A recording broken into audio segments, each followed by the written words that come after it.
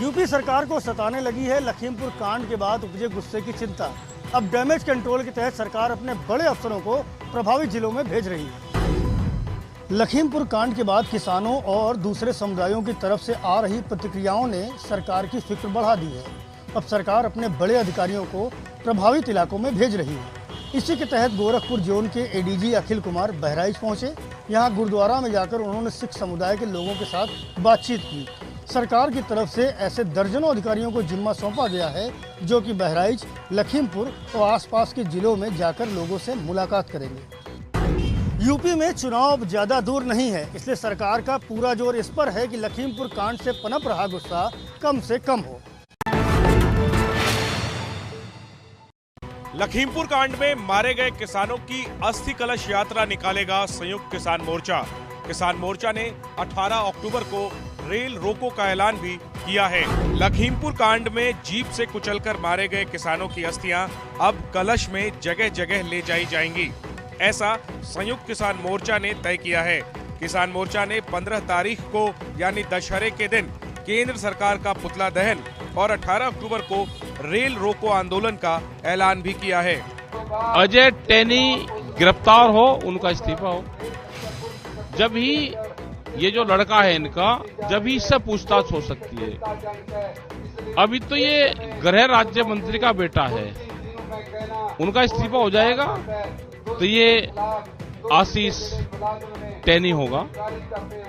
Police के लोग जब भी पूछताछ कर सकते हैं। दिल्ली सिख गुरुद्वारा प्रबंधक कमेटी की तरफ से संयुक्त किसान मोर्चा ने यह ऐलान भी किया है कि जिस जगह प्रदर्शनकारियों को गाड़ी से कुचला गया यानी लखीमपुर खीरी का तिकोनिया, वहां मृत किसानों और पत्रकार रमन कश्यप की याद में स्मारक बनाया जाएगा।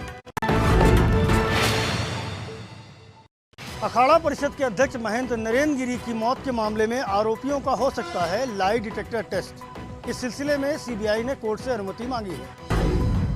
महेंद्र नरेन गिरी मौत मामले में सीबीआई अब तीनों आरोपियों आनंद गिरी, आद्या तिवारी और संदीप तिवारी से सच उगलवाने की दूसरी तरकीब अपनाने की सोच रही है। गिरफ्तार तीनों आरोपियों का पॉलीग्राफ टेस्ट कराने के लिए सीबीआई ने प्रयागराज की सीजेएम कोर्ट में अर्जी दाखिल की है। पॉलीग्राफ टेस्ट के लिए आरोपियों की सहमति लेनी जरूरी होती है, इसलिए कोर्ट ने इस मामले में अगली सुनवाई की तारीख 18 अक्टूबर रखी है। मुख्य आरोपी आनंद गिरी ने अपने वकील से कहा था कि अगर अन्य आरोपियों का पॉलीग्राफ टेस्ट होगा तो वो भी इसके लिए अपनी सहमति दे देंगे। नेता जेपी के नाम पर नंगे पांव पदयात्रा पर निकले तो समर्थकों ने उनके लिए सड़क पर बिस्लरी उड़ेल दी। पटना में तेज प्रताप यादव की पदयात्रा के लिए उनके समर्थकों ने यह खास इंतजाम किया था। लालू प्रसाद यादव के बड़े बेटे तेज प्रताप यादव ने थोड़ी दूर तक नंगे पांव पदयात्रा क्या की। उनके समर्थक सड़क पर बोतल से बिस्लरी का पानी डालते रहे ताकि उनके नेता को नंगे पांव सड़क की तपिश महसूस न हो और पैरों को ठंडक मिलती रहे। ये सोमवार की तस्वीरें हैं। तेज प्रताप यादव ने पटना में जयप्रकाश नारायण के नाम पर करीब 3 किलोमीटर की पैदल यात्रा की, लेकिन उनके समर्थक तेज प्रताप के चलने के रास्ते में सड़क पर मिनरल वाटर उड़ेलते रहे। आरजेडी से अलग थलग पड़ने के बाद तेज प्रताप यादव इन दिनों अलग मूड में है।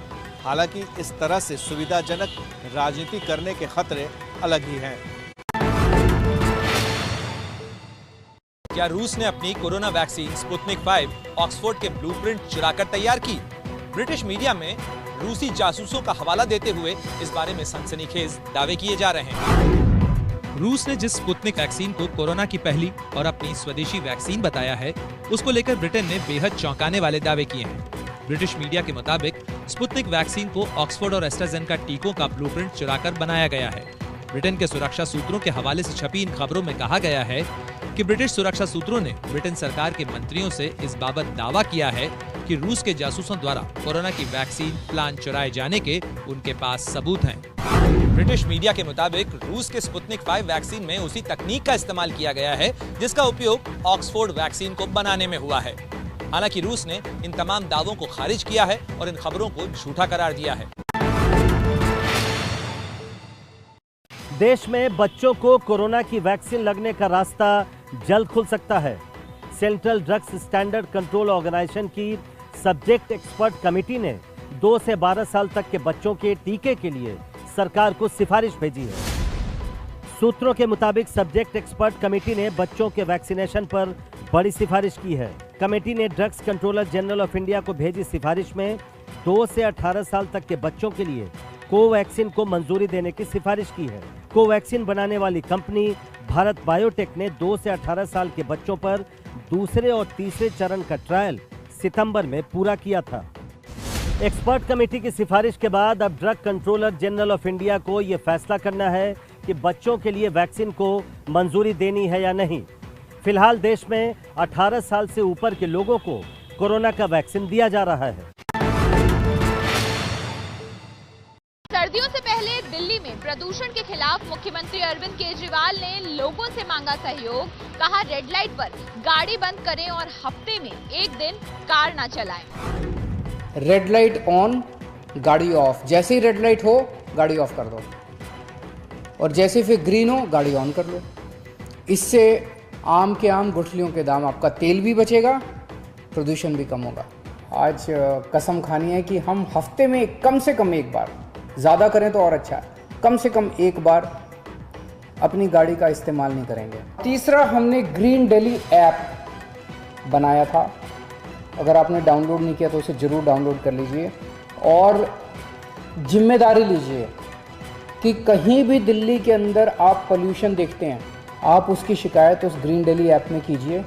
18 अक्टूबर से दिल्ली सरकार का प्रदूषण के खिलाफ अभियान शुरू होना है। दिल्ली में अभी से प्रदूषण का स्तर बढ़ता जा रहा है और जल्द ही इसके खराब स्तर पर जाने की आशंका है।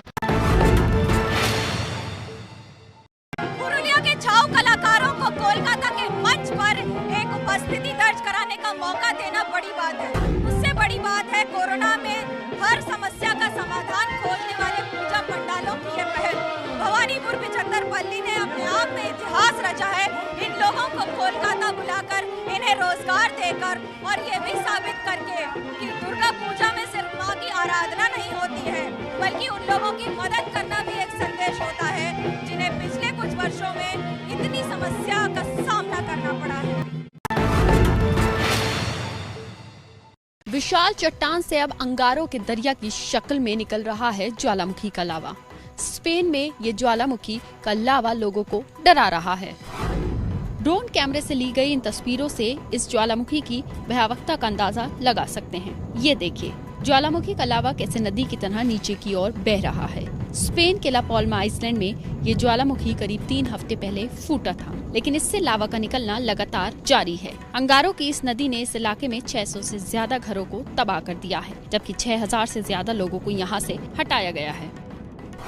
ये लावा सीधे चट्टानों से निकलकर समुंदर तक पहुंच रहा है, जो कि और भी नुकसान दे सकता है। उत्तर कोरिया की फौज को अजय बनाना चाहता है तानाशाह किम जोंग उन। किम ने अपने इरादे जताते हुए मिसाइलों की एक नई खेप दुनिया को दिखाई। मिसाइलों के नए जखीरे के बीच ये उत्तर कोरिया के तानाशाह की सबसे नई तस्वीरें हैं। किम जोंग उन ने इस हथियारों मिसाइलों की प्रदर्शनी के जरिए दुनिया को अपनी ताकत दिखाने की कोशिश की है। तानाशाह ने इस दौरान आसमान में अपनी एयरफोर्स के लड़ाकू विमानों के करतब भी देखे। उसने अपनी सेना को अजय बनाने का इरादा सार्वजनिक तौर पर जाहिर किया और क्षेत्र में तनाव पैदा करने के लिए अमेरिका को जिम्मेदार ठहराया। हैरानी की बात यह है कि कुछ दिन पहले तक तानाशाह किम जोंग उन के तेवर बदले हुए थे। उसने कबूल किया था कि उत्तर कोरिया गंभीर हालात से गुजर रहा है। बर्ताव सही नहीं। एक ही प्रकार की किसी घटना में कुछ लोगों को मानव अधिकार का हनन दिखता है और वैसी ही किसी दूसरी घटना में इन्हीं लोगों को मानव अधिकार का हनन नहीं दिखता। इस प्रकार की मानसिकता भी मानव अधिकार को बहुत ज्यादा नुकसान पहुंचाती है। मानव अधिकार का बहुत ज्यादा हनन तब होता है जब उसे राजनीतिक रंग से देखा जाता है, राजनीतिक चश्मे से देखा जाता है, राजनीतिक नफा नुकसान के तराजू से तोला जाता है। इस तरह का सिलेक्टिव व्यवहार लोकतंत्र के लिए भी उतना ही नुकसानदायक है। जम्मू कश्मीर में मिलिटेंसी के खिलाफ ऑपरेशन ऑल आउट जारी। शोपियां में 2 अलग अलग मुठभेड़ में आज सुरक्षा बलों ने 5 मिलिटेंटों को मार गिराया। जम्मू कश्मीर में 2 दिन से ऐसे ही सुरक्षा बलों की हलचल तेज है। शोपियां में सुबह से चल रहे एनकाउंटर में 5 मिलिटेंटों को मारा गया।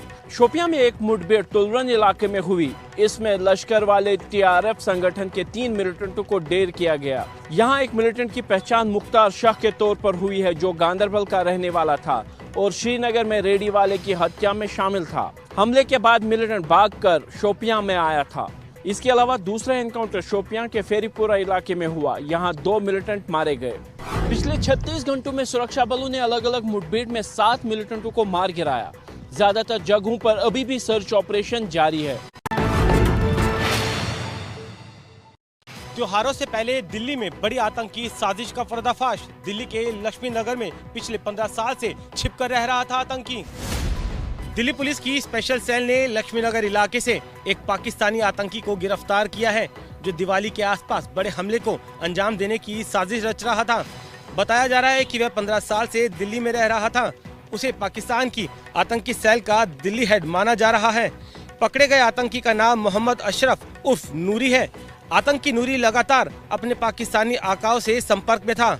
आतंकी के पास से AK-47, हैंड ग्रेनेड, गोलियां समेत कई हथियार मिले हैं। सोचिए 15 साल से आतंकी नूर स्लीपर सेल की तरह दिल्ली में रह रहा था। दिखावे के लिए छोटे मोटे काम भी करता था। आतंकी नूर ने दिल्ली में शादी भी की थी, लेकिन पत्नी साथ नहीं रहती थी। रामलीला वही, लेकिन अंदाज जुदा। चीन में भारतीय दूतावास में दशहरा उत्सव के तहत इस बार पहली बार रामलीला का आयोजन हुआ। One of this good-looking men. लगभग आधे घंटे की इस रामलीला में पूरी रामायण समेट ली गई थी। इस अनूठी रामलीला के गवाह बने बीजिंग स्थित विदेशी राजनयिक, चीन के प्रतिनिधि और प्रवासी भारतीय। इस रामलीला ने समा बांध दिया। रामलीला के मंचन के बाद भारतीय दूतावास में रावण के पुतले का दहन भी आतिशबाजी के साथ किया।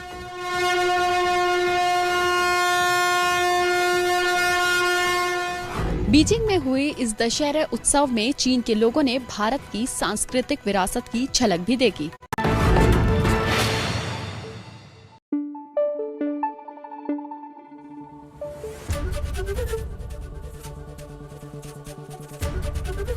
ABP न्यूज आपको रखे आगे।